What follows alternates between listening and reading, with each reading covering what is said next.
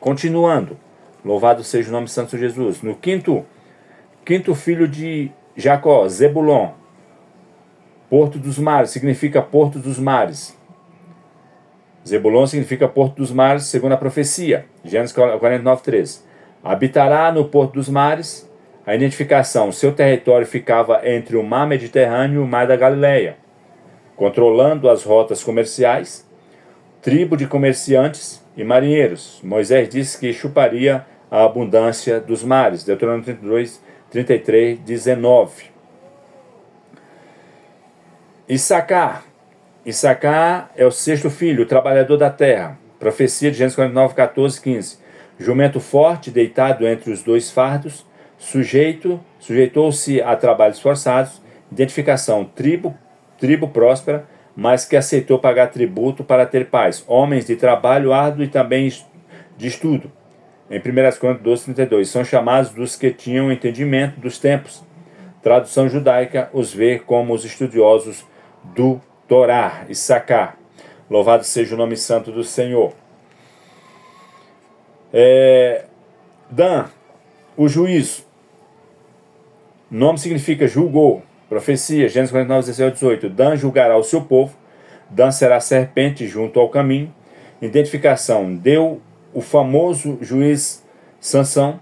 Foi a tribo que mais rápido caiu da idolatria, criando um ídolo no norte. Juiz 18. Por isso, em Apocalipse 7, na lista das tribos seladas no fim dos tempos, Dan não aparece símbolos proféticos de apostasia ou julgamento. Gad, o guerreiro. A profecia de Jacó diz que Gad é o guerreiro. Gênesis 49, 19. Gad, uma tropa o acometerá, mas ele a acometerá por fim. Identificação, tribo guerreira que ficou a leste do Jordão, sempre em guerra contra Amonitas e Moabitas, grandes guerreiros do exército de Davi. Moisés disse, habita como leoa e despedaça o braço e cabeça, Deuteronômio 33, 20. Azé, a prosperidade. A prosperidade. Profecia, Gênesis 20. Seu pão será gordo, e ele dará delícias reais. Identificação, seu território era a costa fértil do norte, com olivais, maior produtor de azeite de Israel. Moisés profetizou, mergulhe em azeite o seu pé, Deuteronômio 33, 24. Símbolo de abundância material espiritual. 10. O 10º filho, Naftali, a velocidade e eloquência, profecia. Gênesis 49, 21. Gazela solta. Ele dá palavras formosas. Identificação, tribo veloz na guerra e conhecida por poetas e mensageiros. Jesus começou seu ministério justamente na terra de Naftali e Zebulon, cumprindo Isaías 9, 1, 2. Terra de Zebulon e Naftali é povo que andava em trevas, viu uma grande luz. É interessante nós entendermos isso aqui, porque olha só que coisa interessante. No livro de 1 Reis, 2 Reis, deixa eu dar só uma observada aqui. 2 Reis, só para confirmar, para quando forem observar. Deixa eu dar uma olhada. 1 Reis, capítulo 9, a partir do versículo 10 em diante, vai mostrar que Salomão, quando ele estava reinando, e ele estava construindo as cidades, as casas, tanto o Palácio Real e as casas real, ele pede a ajuda do rei de Tiro, Hirão, para que ele fornecesse madeiras e pedras especiais para a construção dessas casas. E Hirão, por ser amigo de Davi, então ele ajudou Salomão a construir essas casas. E logo após o término dessas casas, Salomão presenteia Hirão com 20 ou mais cidades, umas terras. Ele presenteia 20 ou mais cidades ao redor da Galileia ao rei de Tiro, a Hirão. E quando Hirão vai ver estas cidades, ele se assusta porque ele percebe que aquelas terras não tinham valor nenhum. Eram terras esturricadas, terras que não se plantava nada, terras lamacentas, e ele coloca o nome até mesmo de terra de Cabu, ou seja, terras lamacenta. Isso era o que acontecia com essas terras nos dias de Jesus. Zebulon e Naftali, como está escrito no livro de Isaías, capítulo 9, versículo, olha só que coisa interessante, 9, versículo 1 e 2. Deus, nos primeiros tempos, tornou-se desprezível a terra de Zebulon e terra de Naftali, mas nos últimos tornará glorioso o caminho do mar, além do Jordão, Galileia do Gentil. Ou seja, Deus permitiu que essas terras que eram lamacenta, que nada se nascia, como em Nazaré, ali nas redondezas da Galileia, ninguém nunca cresceu ali com nomes, com status. Então, o que aconteceu? Jesus, ele começa o seu ministério aonde? Em Zebulon, Naftali, para que se cumprisse a profecia de Isaías capítulo 9, versículo 1 e 2, mostrando que naquelas terras eram terras que não tinham valor nenhum, mas agora iria começar a ter os valores, porque Cristo surgiu ali, e ali iria começar a mudar a situação daquelas cidades. Ou seja, umas terras que viviam em densas trevas, raiou-se a luz, como está no versículo 2. O povo que andava em trevas viu uma grande luz, e aos que viviam na região da sombra da morte, resplandeceu-lhes a luz. Ou seja, Deus permitiu eles viver ali, naquele momento, para ver a grande luz. A grande luz. Vamos seguir em frente. Louvado seja Deus. O 11º, José, Efraim e Manassés, o mais frutífero.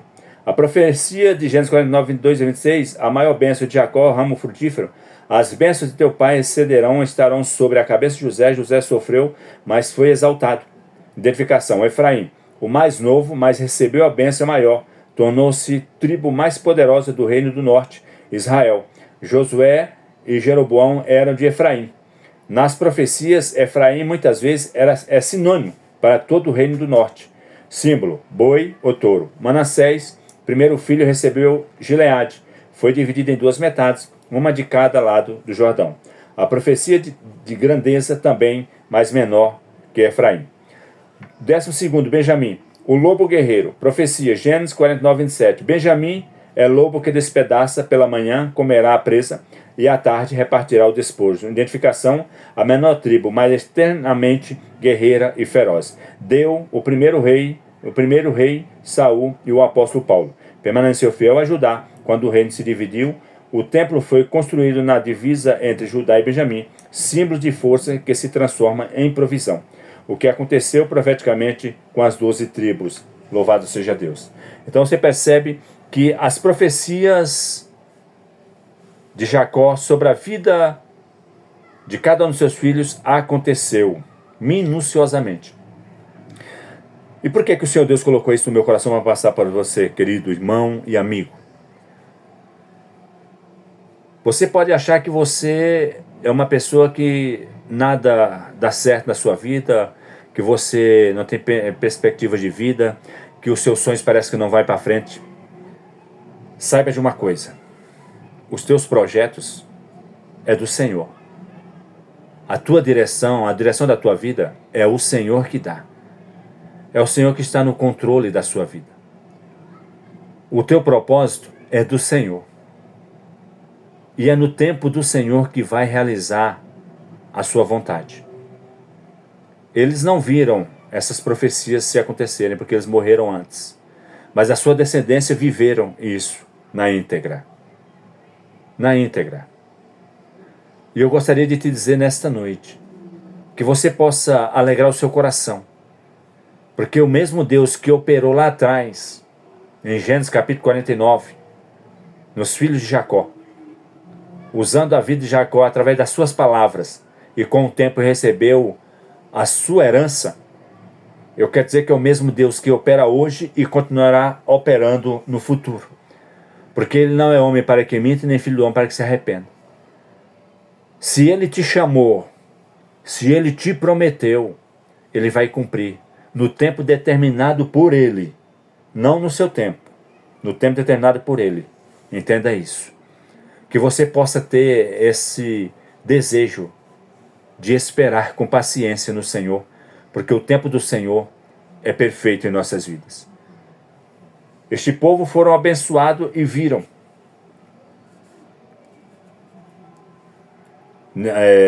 Zebulon, Naftali, Azer e outras tribos.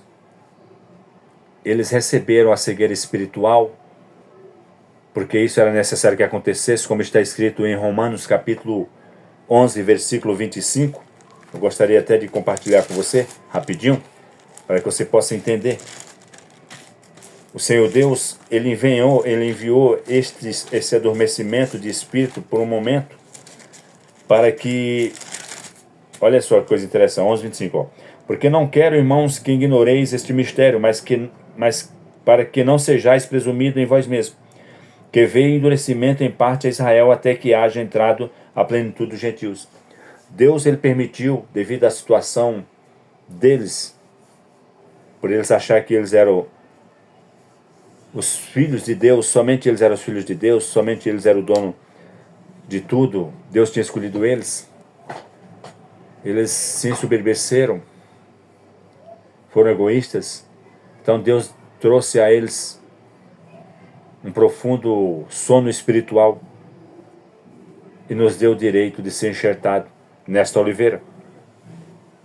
Então, quando Cristo ele chega ali em Zebulon e Naftali, eles estão vivendo isso, um sono espiritual, mas eles não acordaram ainda. Não acordaram ainda.